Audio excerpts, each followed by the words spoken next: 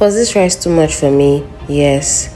Anyways, this Maggi was unnecessarily hard to crush.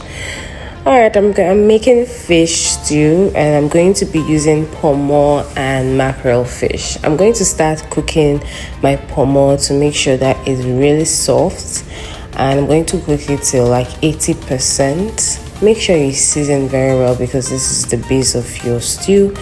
And for the peppers, I'm using bell peppers, tatashe, tomatoes, and I'm going to be using fresh pepper, that's atarodo, with onion, garlic, and ginger. Back to my meat. I'm going to make sure that this is at least 80% cooked before I transfer my mackerel fish, because this tends to cook fast.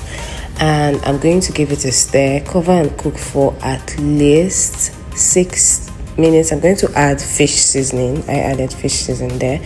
Cook and then transfer to your oven for it to dry, because me, I like it dry. If you put it like this, it's likely to scatter easily.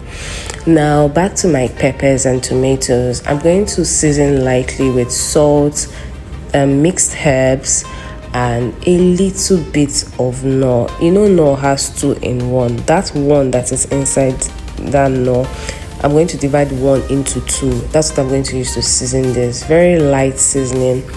Then I'm going to just cook it till it's done and blend and set aside. The same oil I transfer to my cooking pot, and I'm going to fry my tinned tomatoes with that oil. Fry these tomatoes till it is done before you add your curry and your onions. When that is fried, I'm going to transfer my blended peppers and I begin the cooking. When it's like this, I let it cook, so I stir and I cover the pot. When I open it, I put my bay leaf, which is like 10 minutes later. You can see that it's boiling instead of frying. That's what happens when you cover this pot for this recipe. But I'm just going to transfer my stock and the ponmo and then reseason to have the perfect taste and leave it open to fry. This was approximately 30 minutes later. You can see that the oil has come up, but then my kitchen is suffering it, but that's not a problem for me because I tend to clean as I go.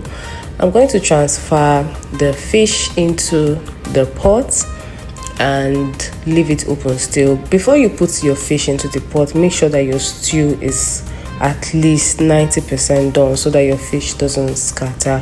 Leave it open or cover it halfway so that you can minimize the splash.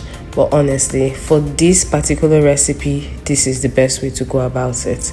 Let it cool and then transfer to your storage plate, and then you can set it into the fridge like this. Try not to do this when your husband is around, because he most likely will want to eat all the meats in the pot, in your plate here, just like mine did. And he's not as if he has not eaten. He has eaten. He just wanted to just eat meat again. Thanks for watching. Bye.